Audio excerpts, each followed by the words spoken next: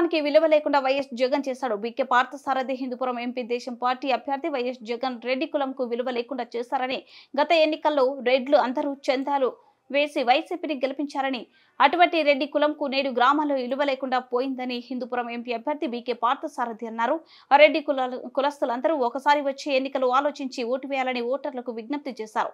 పెనుగొండ నియోజకవర్గం పెనుగొండ మండలంలోని గొందిపల్లిలో ఎన్నికల ప్రచార కార్యక్రమం నిర్వహించిన తెలుగుదేశం పార్టీ, బీజేపీ, జనసేన ఉమ్మడి హిందూపురం పార్లమెంట్ అభ్యర్థి బీకే పార్థసారథి, నియోజకవర్గ శాసనసభ అభ్యర్థి సవితమ్మ అనంతరం పార్థసారథి మాట్లాడుతూ అభివృద్ధికి చిరునామా చంద్రబాబు నాయుడు వెనుకబడిన రాయలసీమకు గొల్లపల్లి రిజర్వేయర్ తీసుకొచ్చి కియా పరిశ్రమ తీసుకొచ్చి 50,000 ఉద్యోగాలు ఇచ్చిన ఘనత నారా చంద్రబాబు నాయుడుని తెలియజేస్తూ, అంతేకాకుండా జగన్మోహన్ రెడ్డి ప్రతిపక్ష నాయకుడిగా ఉన్నటువంటి తరుణంలో కియా పరిశ్రమలు భూములు దగ్గరకు వచ్చినప్పుడు మన ప్రభుత్వం రాగానే రైతులు భూములు తిరిగి వెనక్కి ఇచ్చేస్తామని చెప్పిన వ్యక్తి జగన్మోహన్ రెడ్డి. ఇతను అభివృద్ధికి వ్యతిరేకి. అందుకే ఎన్నికల్లో బుద్ధి చెప్పాలని, రాష్ట్రం మరింత అభివృద్ధి చెందాలంటే చంద్రబాబు నాయుడు ముఖ్యమంత్రి కావాల్సిన అవసరం ఎంతైనా ఉందని తెలియజేస్తూ, తెలుగుదేశం పార్టీ అభ్యర్థులైన మాకు 2 ఓట్లు సైకిల్ గుర్తుకు వేసి అఖండమైన మెజార్టీతో గెలిపించాలని కోరారు.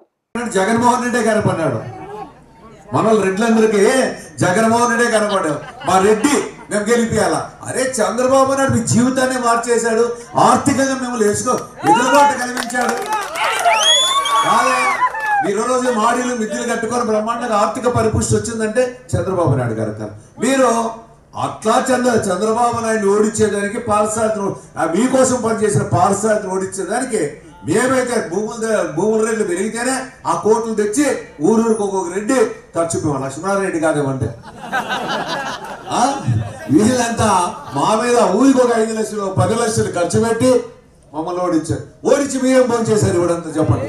మీకేమైనా పరువు ఉందా, మర్యాద ఉందా? రెడ్లకు చెప్పండి. వాలంటీర్ కూడా విలువ కూడా లేదు. మీ అందరికీ ఉందా కాదా? వాస్తవాలు మాట్లాడి నేనేదో ఎవరిని విమర్శించడం పోవడం, వాస్తవాలే మాట్లాడుతున్నా. మీరు కూడా అర్థం చేయండి. మీరు కూడా ఇప్పుడు మీకేమైనా పాపం గౌరవం వచ్చిందేమో? రెడ్లందరికీ కిరీటం పెట్టాడా? మీకు విలువ లేకుండా చేసేసాడు. వాలంటీర్ కూడా విలువ మీకు కూడా లేదు ఈరోజు కాదా? అంటే నేను వాస్తవాలు మాటలు అపార్థం చేసుకుందాక అంత రెడ్లంటే కూడా గౌరవం. నాతో కూడా చాలా మంది ఫ్రెండ్స్ ఉంటారు. చాలా మంది నేను కూడా అన్ని కులాలు అన్ని వర్గాలను అభిమానిస్తా. నేను కులానికే పెద్దపీట వేసే ప్రసక్తి లేదు.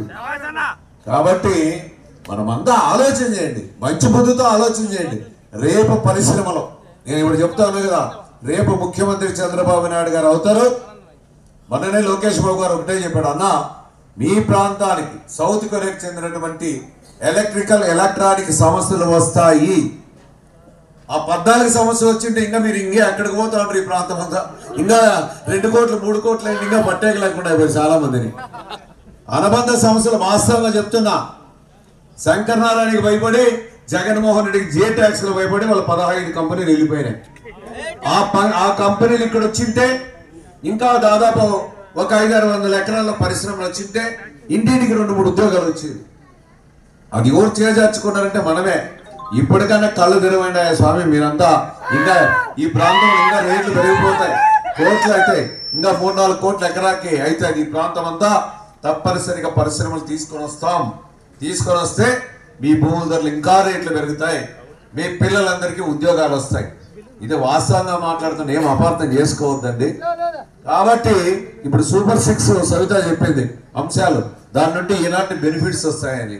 కాబట్టి ఇవన్నీ ఆలోచన చేసి చంద్రబాబు నాయుడు గారు ముఖ్యమంత్రి కావాలి. కాకపోతే మనమే నష్టపోయేది. నేను నష్టపోతాను అనేది నేను ఎలక్షన్ ఓడిపోవచ్చు, గెలుస్తాం. అందుకే ఓడిస్తే మీకే నష్టపోతారు, గెలిపిస్తే మీరే బెనిఫిట్ అవుతారు ప్రజానికానికి. మేము చెప్పేది కూడా వాస్తవాలు మాట్లాడుతున్న, అబద్ధాలు చెప్పడంలా. ఇప్పుడు సూపర్ 6 అంశాలు కూడా చెప్పాం, దాంట్లో చాలా ఉన్నాయి. తర్వాత సంక్రాంతి కానుకలు ఇచ్చామా? సహజంగా మరణిస్తే 2 లక్షలు ఇచ్చామా? యాక్సిడెంటల్ డెత్ అయితే 5 లక్షలు ఇచ్చామా? ఈసారి 10 లక్షలు ఇస్తాం. అదేవిధంగా విదేశీ విద్యకి 10 లక్షలు ఇచ్చాం. విదేశాల్లో చదువుకునే పిల్లలకి 10 లక్షలు, ఈసారి 20 లక్షలు పోతున్నామని సందర్భంగా తెలియజేస్తాం. ఇక రోడ్లు ఎవరు వేసిన ఇవన్నీ రోడ్లు ఎవరు వేశారు? మరి ఇప్పుడు ఈ మొగోళ్ళు ఎవరైనా వేసారా? ఆ శంకర్ గారు వచ్చాడా? వేసారా? మళ్ళీ వేయలేదని తిరిగి ఇప్పుడు నిద్రపోవద్దండి ఏమంటే నిద్రపోతారా? నిద్రపోవద్దండి. అవునప్పా యాకట్ల చెప్తా మన సూర్యనారాయణ రెడ్డి ఒకటి అడిగారు, అన్నా మాకి ఇక్కడ సెల్ రాదు, సెల్ టవర్ కావాలి. సెల్ టవర్ కావాలా? సెల్ టవర్ కావాలంటే ఎవరు కోటేయాలా? చంద్రబాబు నాయుడు గారు ముఖ్యమంత్రి కావాలా, పార్సార్థి ఎంపీ కావాలా, సవిత ఎమ్మెల్యే కావాలా?